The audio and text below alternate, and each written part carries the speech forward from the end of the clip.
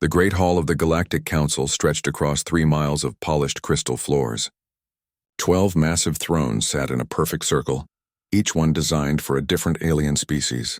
Today, all 12 were filled. The air hummed with tension as representatives from across the galaxy gathered for what they believed would be a simple matter. Ambassador Zeth Ka of the Vorthan Empire adjusted his forearms and spoke first. His voice echoed through the hall like grinding metal. The human question must be resolved today. We have watched this species for 47 of their years. They have become too dangerous to ignore. Counselor Mira Seth from the Crystalline Collective nodded her diamond-shaped head. Her thoughts sparkled through the translation device. Agreed. Their rate of technological advancement is unprecedented. In less than 100 years, they went from primitive flying machines to nuclear weapons. And their expansion rate, added General Thox of the Warcast Hegemony, his scarred face twisting with disgust. They have already begun spreading to other worlds in their system. Soon they will reach beyond their star. The other council members murmured their agreement. For 3,000 years, the Galactic Council had maintained peace through a simple system. New species were given 2 choices when they developed faster-than-light travel. Join the Council as junior members with strict rules or face military intervention. Every species had chosen membership. None had ever resisted. The humans are different, warned Elder Kix from the hive mind clusters. Their minds work in strange ways. They do not think as one. They fight among themselves constantly, yet somehow they progress faster than species with perfect unity. Ambassador Zeth Ka raised one of his hands for silence, which is exactly why we must act now before they become a true threat. Summon their representatives. We will make the offer today. The massive doors of the council hall opened with a deep rumble. 3 humans walked inside, their small frames dwarfed by the enormous chamber. They wore simple dark suits and carried no visible weapons. Their leader, a middle-aged woman with graying hair, stepped forward without showing any sign of fear or awe. "I am Ambassador Sarah Chen of Earth," she said in clear, steady voice. "These are my colleagues, Dr. Marcus Webb and Commander Elena Rodriguez. We thank the Council for this audience." Zeth Ka leaned forward in his throne, trying to use his impressive height to intimidate the tiny humans. "You stand before the representatives of 12 great civilizations. We have ruled the galaxy for millennia. Our combined fleets number in the millions of ships." Sarah Chen simply nodded. "We understand." "Then you also understand that we have been watching your species," continued Counselor Mira Seth. "Your rapid advancement concerns us. Your aggressive nature worries us. We see that you have begun to spread beyond your birth world," General Thox growled. "This cannot be allowed to continue unchecked." Dr. Webb stepped forward slightly. "What exactly are you proposing?" Elder Kix's many voices spoke as one. "We offer you membership in the Galactic Council. You will have junior status for the first 500 of your years. During this time, you will be restricted to your home system. Your technological development will be monitored and guided. Your population growth will be controlled. In return," Zeth Ka added, "you will receive our protection. You will have access to certain approved technologies. You will be part of the galactic community." Commander Rodriguez asked quietly. "And if we refuse this offer?" The council members exchanged glances. General Thox spoke with obvious pleasure in his voice. "Then we will be forced to intervene for the protection of all galactic civilizations. Your species will be contained by force.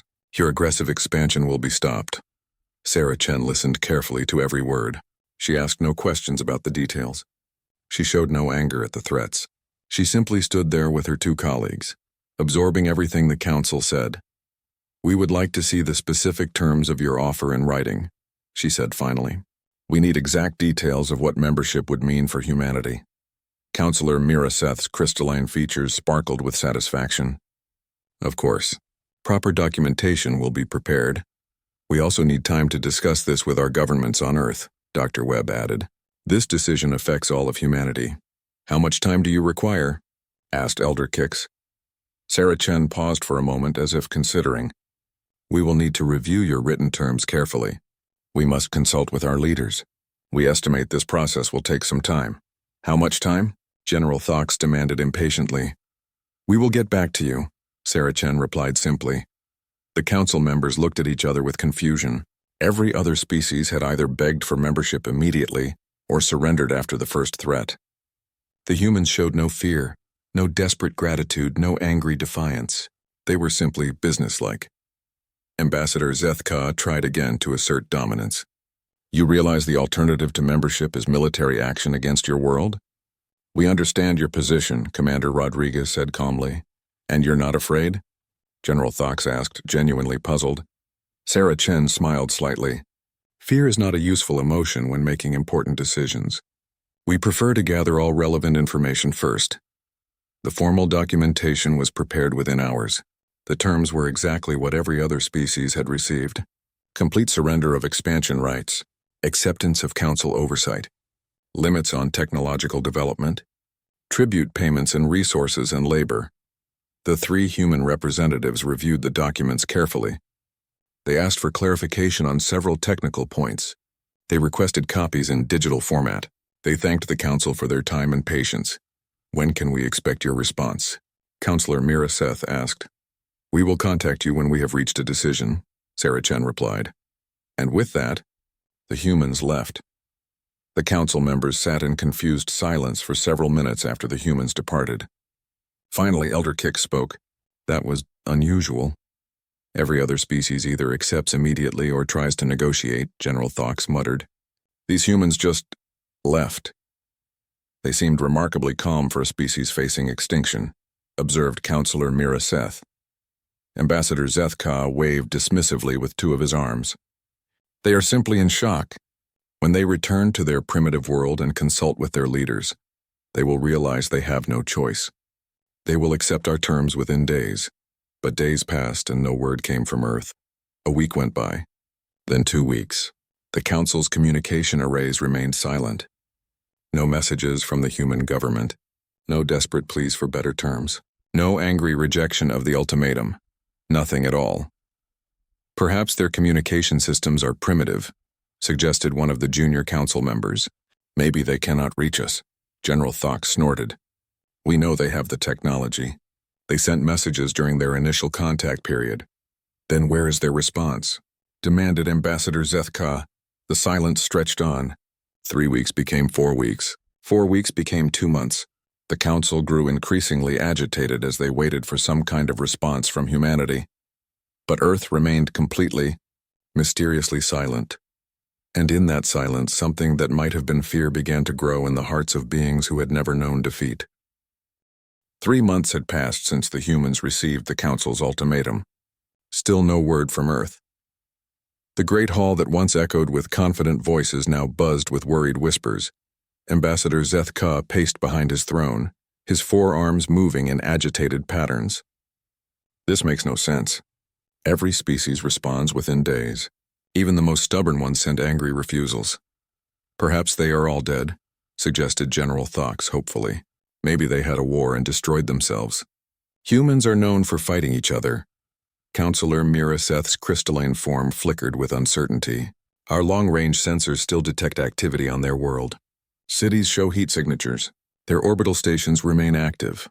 Then why don't they answer our messages? Demanded Elder Kix, his multiple voices creating an angry chorus.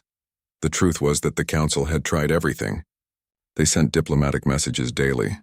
They broadcast on every frequency humans had ever used. They even sent physical courier ships to the edge of human space. All messages went unanswered. Commander Vrex of the Scout Fleet stepped forward. Council members, I have new intelligence from our observation posts. Speak, ordered Zethka. The humans are busy, very busy. Our sensors detect massive construction projects appearing overnight. Entire city blocks vanish and reappear in different configurations. Energy readings spike beyond our measurement capabilities, then return to normal. General Thox leaned forward. Military preparations? Unknown, Vrex replied. The construction appears to be industrial, but we cannot identify the purpose. Nothing matches known patterns in our databases. Counselor Miraseth's thoughts sparkled with concern. What about their space activities? That is where things become more unusual, Vrex continued. Humans have placed strange objects throughout their solar system. Thousands of them. They appear to be inactive. Weapons platforms? Asked Elder Kix.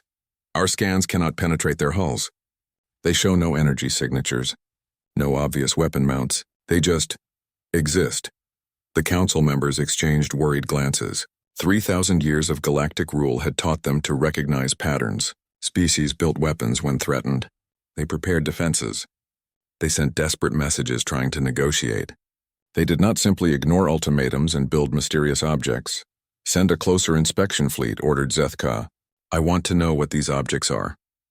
2 days later, Captain Yoke of the heavy cruiser Domination led a squadron of 12 ships toward the human solar system.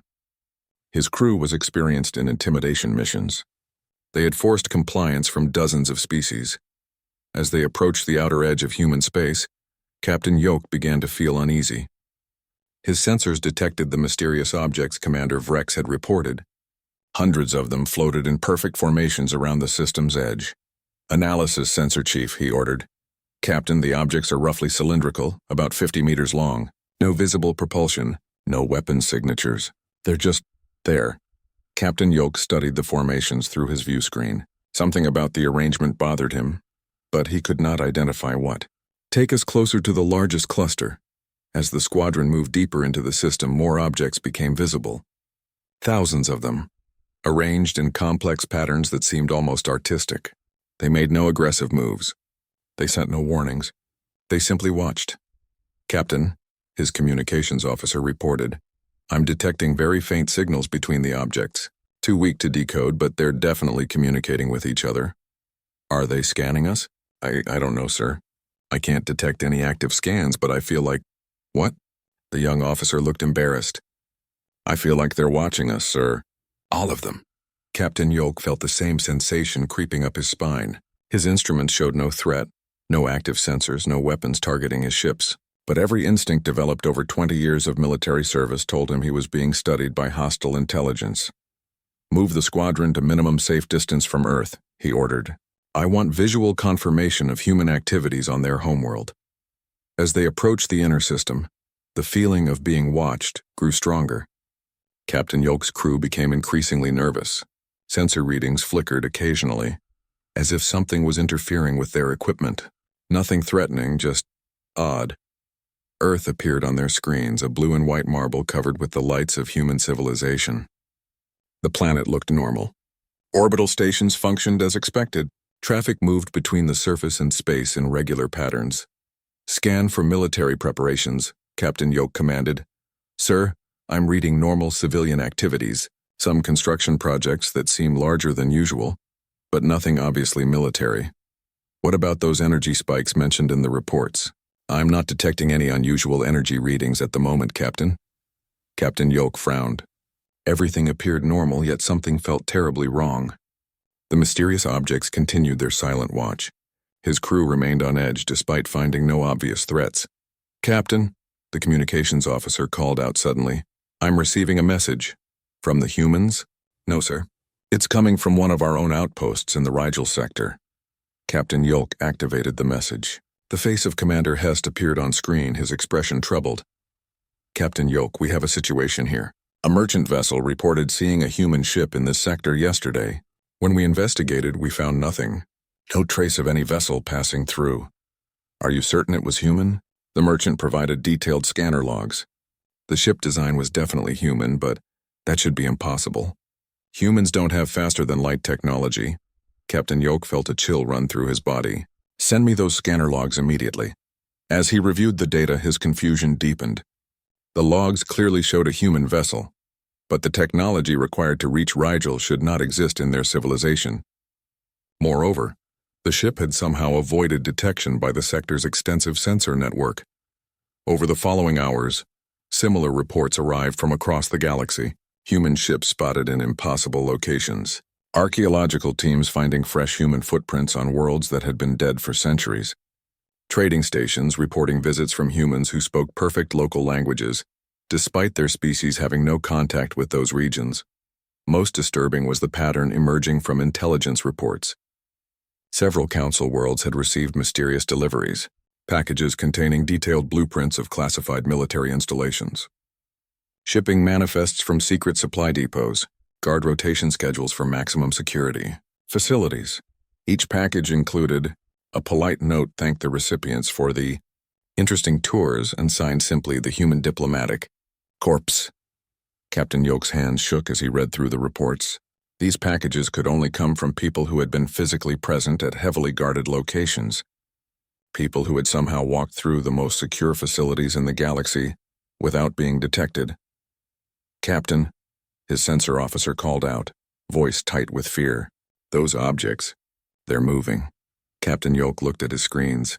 The mysterious objects were indeed shifting positions, but so slowly and smoothly that the movement was barely detectable. They maintained their formations while gradually repositioning themselves around his squadron. Still no weapon signatures. Still no active scans. Still no threatening communications, but now they were surrounded. "Set course for Council space," Captain Yoke ordered quietly. "Best possible speed." As his squadron retreated from the human system, Captain Yoke watched the mysterious objects on his rear sensors. They made no attempt to follow or interfere. They simply resumed their silent watch over human space. But the feeling of being observed never left him during the entire journey home.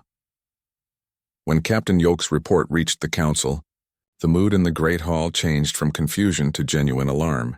The humans were not hiding in fear. They were not preparing desperate defenses. They were studying the galaxy with the patience and thoroughness of scientists examining interesting specimens. The emergency session of the Galactic Council had been in progress for 6 hours. 12 of the galaxy's most powerful leaders sat in their thrones, but none of them looked confident anymore. Fear had crept into their voices. Uncertainty clouded their decisions. Ambassador Zethka stood in the center of the circle, his 4 arms gesturing frantically as he read from a datapad. "The reports keep coming in. Human sightings across 17 sectors. Facilities that have been secure for centuries suddenly compromised. How is this possible?" demanded General Thox. "Humans don't have the technology for faster-than-light travel. Our own intelligence confirmed this." Counselor Mira Seth's crystalline form flickered with stress patterns. "Perhaps we were wrong about their capabilities." Elder Kix's multiple voices spoke in worried harmony. "The pattern suggests something far worse than advanced technology. These humans appear to have intelligence networks throughout the galaxy." Director Kwan of the Information Ministry stepped forward with a thick folder of reports. Her species was known for their perfect memory and attention to detail. Today, she looked shaken. "Council members, I have analyzed every reported human contact in the past month. The implications are disturbing." She activated a holographic display showing a map of the galaxy. Red dots appeared across hundreds of worlds. Each dot represents a confirmed human presence. "Notice the pattern." The council members studied the display. The red dots covered strategic locations across their territories, military bases, research facilities, government centers, industrial complexes. "They're mapping our entire civilization," whispered Counselor Mira Seth. "It gets worse," Director Khan continued. "Analysis of the security breaches shows impossible levels of access. Humans have been inside facilities that require the highest clearances. They have photographed classified documents. They have recorded private conversations between military commanders." General Thox slammed his fist against his throne's armrest. "How? Our security systems are perfect. No unauthorized person can enter these facilities." "That's just it," Director Kwan replied grimly. "According to all our records, no unauthorized person did enter these facilities. Our security logs show nothing. No alarms were triggered. No guards reported anything unusual. Yet the evidence clearly shows humans were there." She activated another display. It showed a photograph of a human standing in the center of a weapons development laboratory on the Hegemony homeworld. This picture was found on General Thox's private desk yesterday morning. The human is holding blueprints for the General's newest battleship design. The laboratory is located 3 miles underground and surrounded by the most advanced security systems in the galaxy. General Thox stared at the image with horror. "I was in that laboratory 2 days ago. I saw nothing. My guards reported nothing. The human in the photo is wearing a visitor badge," Director Khan pointed out. "It's signed by you personally, General." "I never signed any visitor badge. I don't remember meeting any humans." "That's what makes this so terrifying," she replied. "Either you did meet with this human and somehow forgot, or they can forge your authorization and bypass your security without leaving any trace." More reports flooded in throughout the day. A human had been spotted in the sacred archives of the Crystalline Collective, reading documents that supposedly only existed in a single copy. Another had been seen walking through the military command center of the Vorthan Empire during a classified strategy meeting. Most disturbing of all were the deliveries. Every council member had now received packages containing impossibly detailed intelligence about their own operations, battle plans they had discussed in private, resource allocation reports from secret meetings, personal communications they had sent through encrypted channels. Ambassador Zeth Ka held up a thick envelope that had appeared on his desk that morning. This contains transcripts of every conversation I had in the past week, including private discussions with my family on my homeworld. The packages keep appearing despite our best security efforts, reported Director Kwan. We have guards watching every entrance. We scan all deliveries. We even move some council members to secure locations. The packages still appear. Elder Kix's voices trembled with fear. How can they be everywhere at once? The question hung in the air without an answer. Traditional explanations no longer made sense. No species could have agents on every world simultaneously. No technology could breach every security system without leaving traces. Captain Yoke of the Scout Fleet stepped forward with his latest report. Council members, I have more disturbing news from the human system. What now? Asked Zeth Ka wearily. Those mysterious objects surrounding their space. They're not inactive. We've discovered they're connected by a communication network that spans their entire solar system. The signal patterns suggest they're processing enormous amounts of data. What kind of data? Unknown, but the volume suggests they're collecting information about every ship that approaches human space. Every transmission we send, every sensor scan we attempt. Counselor Mira Seth leaned forward. You mean they've been recording all our activities? For months, Captain Yoke confirmed. Since before they even received our ultimatum. They were prepared for our arrival. The implications hit the council members like a physical blow. The humans had not been surprised by the ultimatum. They had been expecting it. They had been watching and learning from the very beginning. General Thox stood up from his throne, his scarred face twisted with rage and fear. This is intolerable. We gave them a choice. They chose silence. We should have destroyed them months ago. With what? Asked Elder Kix bitterly. They've compromised our security completely. They know our military capabilities better than we know theirs. We still have superior numbers, General Thox insisted.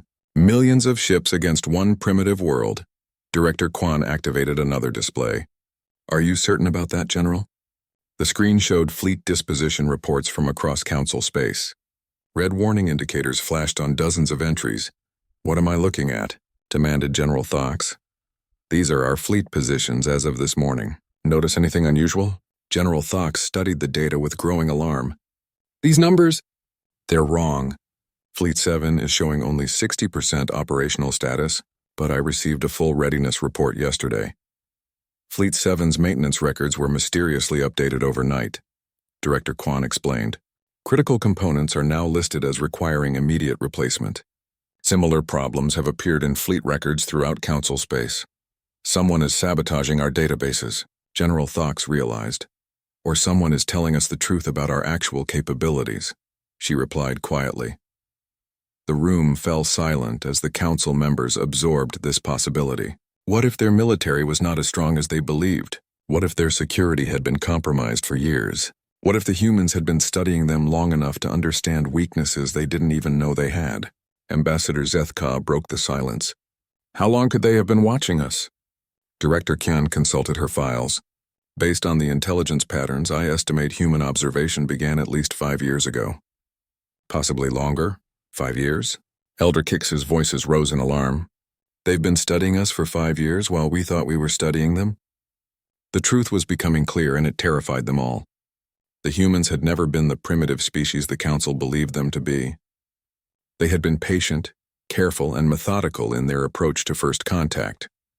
While the Council had focused on displays of military power and political dominance, the humans had quietly built an intelligence network that spanned the galaxy. They had learned everything about their potential enemies while revealing nothing about themselves. And now, after months of silence, the Council was beginning to understand that they were not dealing with a species that could be intimidated or conquered. They were dealing with a species that had been preparing for this confrontation far longer than anyone had realized. In the growing darkness of the Council chambers, 12 of the galaxy's most powerful beings sat in their thrones and wondered if they had already lost a war they didn't even know they were fighting. Chief Intelligence Analyst Vex Prima had not slept in 3 days. Her office was buried deep beneath the council headquarters, surrounded by the most advanced computers in the galaxy. Thousands of data streams flowed across her screens as she tried to piece together the puzzle of human capabilities. The more she learned, the more frightened she became. "Director Kwan," she called out as her supervisor entered the analysis center. "I have completed the comprehensive review you requested." Director Kwan looked as exhausted as everyone else in the building. The human situation had consumed every resource of the Intelligence Ministry. "What did you find?" Vex Prima activated her main display. It showed a timeline stretching back 7 years. "The evidence suggests human intelligence operations began much earlier than we estimated." "How much earlier?" "Remember the mining accident on Kepler Station 7 years ago? 3 workers died when a tunnel collapsed. The investigation found faulty support structures." Director Kwan nodded. "I remember the incident. What does that have to do with humans?" "One of the workers who died was listed as Jack Morrison, age 34, from the frontier colonies. Human genetic markers, human dental work, human medical history going back to childhood. That's impossible. Humans didn't have interstellar travel 7 years ago." "That's what we believed," Vex Prima replied grimly. "But the evidence is clear. This human had been working on Kepler Station for 2 years before the accident. His employment records, housing agreements, and personal relationships all check out perfectly." She brought up another file. "Similar cases have emerged across 17 sectors. Humans who appear in historical records going back as much as a decade, all with perfect documentation, all integrated into local populations." Director Kwan felt cold fear creeping through her body. "How many?" "At least 3,000 confirmed cases. Possibly many more." The implications were staggering. While the Council believed they were making first contact with humanity, humans had already established a presence throughout the galaxy. They had lived among other species for years, learning languages, studying cultures, building networks of contacts and information sources. "Show me the pattern analysis," Director Kwan ordered. Vex Prima activated a new display. It showed the locations where humans had been discovered living undercover. The dots formed a clear strategic pattern. They positioned themselves at key transportation hubs, communication centers, and information processing facilities. Every major trade route has human agents. Every government center has human observers. How did they get there without faster-than-light travel? "That's the question that led me to the most disturbing discovery," Vex Prima replied. She brought up a new file marked with the highest security classification. I cross-referenced the human placement pattern with historical shipping records. I found something impossible. The display showed cargo manifests from hundreds of commercial vessels over the past decade. Buried in the routine shipments of goods and materials were tiny anomalies.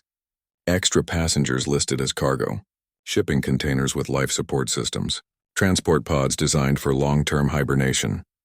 They used our own merchant fleets to spread throughout the galaxy, Vex Prima explained. Humans traveled as cargo hidden in shipping containers, moving slowly but steadily to every corner of Council space. Our security systems should have detected them. Only if they were looking for them, Vex Prima pointed out.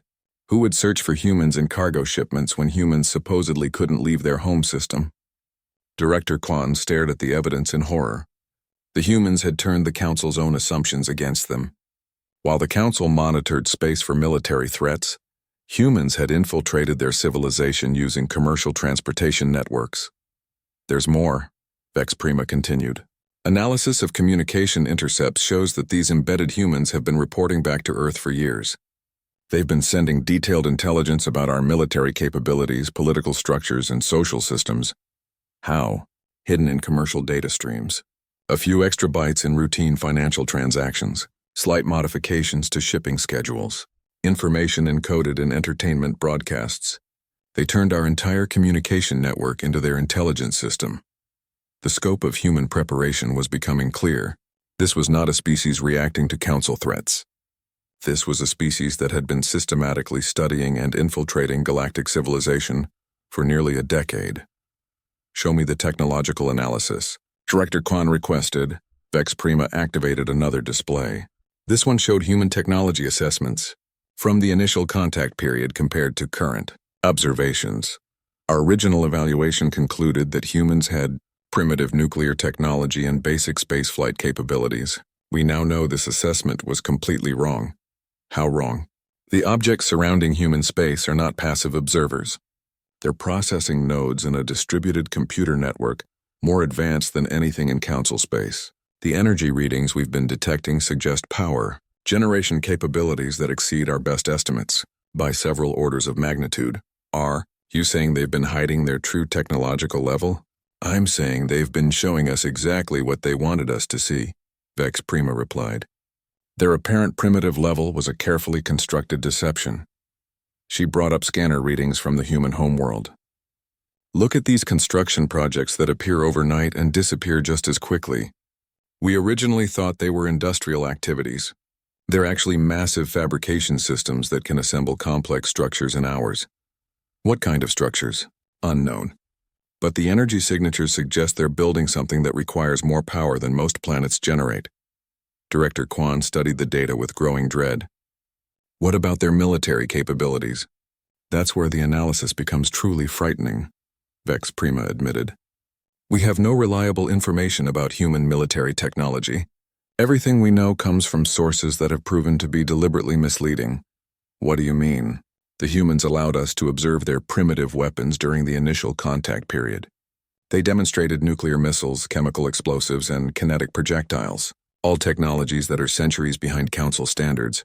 But species don't build galaxy-spanning intelligence networks with primitive technology. Species don't infiltrate advanced civilizations using chemical rockets. The weapons they showed us were props in a carefully planned deception. Director Kwan realized the full scope of the problem. The Council had made decisions based on completely false information. They had threatened a species whose true capabilities remained completely unknown. What are your recommendations? She asked. Vex Prima hesitated. Based on the evidence, I believe humanity has been preparing for this confrontation for almost a decade. They have detailed intelligence about our military capabilities, our political weaknesses, and our strategic vulnerabilities. We know almost nothing about theirs. Are you recommending we surrender? I'm recommending we consider the possibility that we may have already lost. The analysis center fell silent except for the hum of computers processing endless streams of data. Director Kwan stared at the displays showing the true scope of human preparation and felt a chill of recognition. This was how superior civilizations had always dealt with primitive species throughout galactic history. They studied them carefully, learned their weaknesses, and then acted from a position of complete information dominance. The humans had simply applied the same strategy to the Council, but there was one crucial difference. When the Council conquered primitive species, they did so openly, with overwhelming displays of military force. The humans had chosen a different approach. They had conquered through knowledge, patience, and careful preparation. They had won the war before the Council even knew it had begun. And now, after months of mysterious silence, the Council was beginning to understand that they were not waiting for humanity's response to their ultimatum. They were waiting to learn what humanity had decided to do with them. 6 months had passed since the humans received their ultimatum. The Great Hall of the Galactic Council had never been so quiet. 12 of the most powerful beings in the galaxy sat in their thrones, but their confidence had evaporated completely. Ambassador Zeth Ka no longer paced with authority. His forearms hung limp with defeat. General Thox had stopped making threats weeks ago. Even Elder Kix's multiple voices had grown quiet and uncertain. They all knew they were waiting for something. They just didn't know what. The silence was broken by a soft chime from the communication system. Every council member straightened in their thrones. After months of nothing, any signal from human space sent waves of fear through the chamber. Council members, announced the communications officer, his voice shaking. We are receiving a transmission. From the humans? Asked Counselor Mira Seth. Yes, it's coming from everywhere. Director Kyan rushed to her control station and confirmed what they all feared. The human transmission was not coming from Earth or from any single source. It was broadcasting simultaneously from every human-controlled object in the galaxy. They're transmitting from inside our own facilities, she reported with barely controlled panic. The signal is originating from communication arrays on our homeworlds, our military bases, our government centers. The implications hit everyone at once. The humans were not just present throughout Council space. They had control of Council communication systems. Put it on the main display, ordered Zeth Ka quietly. The massive holographic projector in the center of the chamber activated. A simple figure appeared, a middle-aged human woman in a plain dark suit. She looked exactly like Ambassador Sarah Chen, who had visited the council 6 months earlier. But this time she was not standing before them as a petitioner. She sat comfortably in what appeared to be a simple office chair, her hands folded calmly in her lap. There was no fear in her expression. No desperation, no anger. She looked like someone delivering a routine business presentation. "Greetings, members of the Galactic Council," she said in the same clear, steady voice they remembered. "Thank you for your patience while we reviewed your generous offer of membership." General Thox started to speak, but Sarah Chen continued without pause. "After careful consideration of your terms and extensive consultation with our governments, humanity must respectfully decline your invitation to join the Council as a junior member." The words hit the chamber like physical blows. Every council member had expected eventual capitulation. The possibility of outright refusal had become unthinkable. "However," Sarah Chen continued, "we would like to make a counter-proposal." She paused and seemed to look directly at each council member in turn, despite the fact that she could not possibly see them. Humanity proposes that the current Galactic Council continue governing their existing territories under human oversight. This arrangement would include regular inspections to ensure compliance with interspecies law and galactic peace accords. Ambassador Zeth Ka found his voice. "What interspecies law? What peace accords? No such things exist." Sarah Chen smiled slightly. "They do now. The documents have been distributed to all council worlds and are currently being reviewed by your respective governments." Director Quan frantically checked her communication systems. Sure enough, massive data packages had appeared simultaneously on every council world, containing detailed legal frameworks for galactic governance that no human should have been able to create. "You cannot simply impose laws on sovereign civilizations," protested Counselor Miraseth. "Of course not," Sarah Chen agreed pleasantly. "That would be the behavior of aggressive expansionists. Humanity believes in peaceful cooperation between species." "Then what exactly are you proposing?" demanded Elder Kix. "We are proposing a transition to a more equitable system of galactic governance, one based on cooperation rather than intimidation.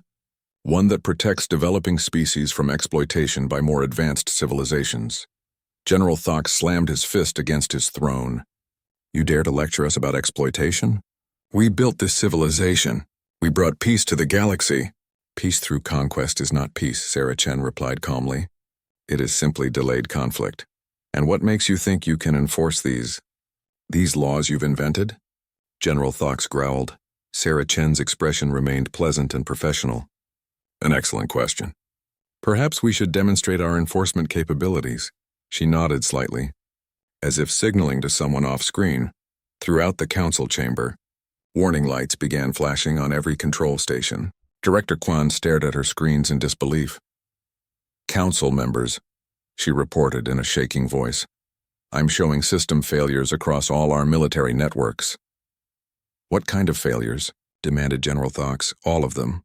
Weapons systems are reporting maintenance locks. Navigation computers are showing critical errors. Communication arrays are going offline."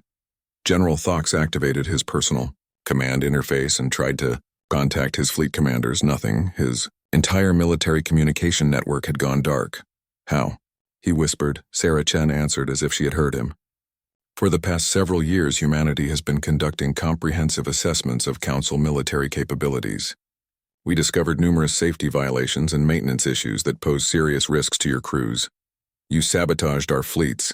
We corrected dangerous oversights in your maintenance protocols," she replied matter-of-factly. "Your weapon systems will remain offline until proper safety inspections can be completed." Ambassador Zeth Ka tried to activate his emergency communication system.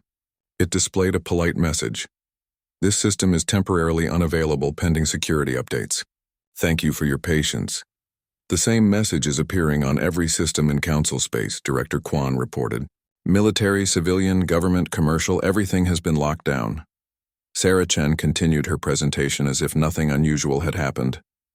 "Humanity recognizes that this transition period may be challenging. We are prepared to provide technical assistance and guidance to help Council civilizations adapt to the new governance framework." "This is an act of war," shouted General Thox. "War involves violence and destruction. Sarah Chen pointed out. No one has been harmed. No infrastructure has been damaged. We have simply temporarily disabled systems that could be used to threaten peaceful species. You cannot do this to sovereign civilizations. Counselor, Sarah Chen said gently. Sovereignty is earned through responsible behavior. For 3,000 years, the Council has maintained power through threats and intimidation. That period is now ending. Elder Kix's voices trembled with rage and fear. What do you want from us? Simply compliance with the new Galactic Peace Accords, regular inspections of military facilities, transparent governance practices, protection for developing species.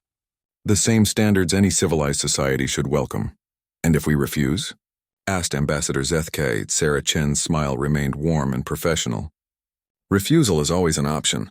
However, we hope you will make the decision that best serves the interests of your people and the galaxy as a whole. The transmission ended. The council chamber fell silent, except for the continued beeping of system failure alarms. 12 of the most powerful beings in the galaxy sat in their thrones, staring at the space where Sarah Chen's image had been. Finally, Counselor Mira Seth spoke in a whisper. They disabled our entire military without firing a shot. How long have they been inside our systems? Asked Elder Kix. Director Qian checked her remaining functional displays. Based on the scope of the operation, years. They've been preparing for this since before we even knew they existed. Ambassador Zeth Ka laughed bitterly. We thought we were offering them a choice between surrender and destruction. They were offering us a choice between cooperation and irrelevance. General Thok slumped in his throne, his military pride crushed completely. They studied us for years. They learned everything about our weaknesses while we learned nothing about their strengths. What do we do now? Asked Counselor Mira Seth. The question hung in the air without an answer. For the first time in 3,000 years, the Galactic Council had no power to enforce their will. They had been outmaneuvered by a species they had underestimated so completely that the defeat seemed almost inevitable in hindsight. As the reality of their situation settled over them, the council members began to understand the true genius of humanity's approach. They had not conquered through superior firepower or military might.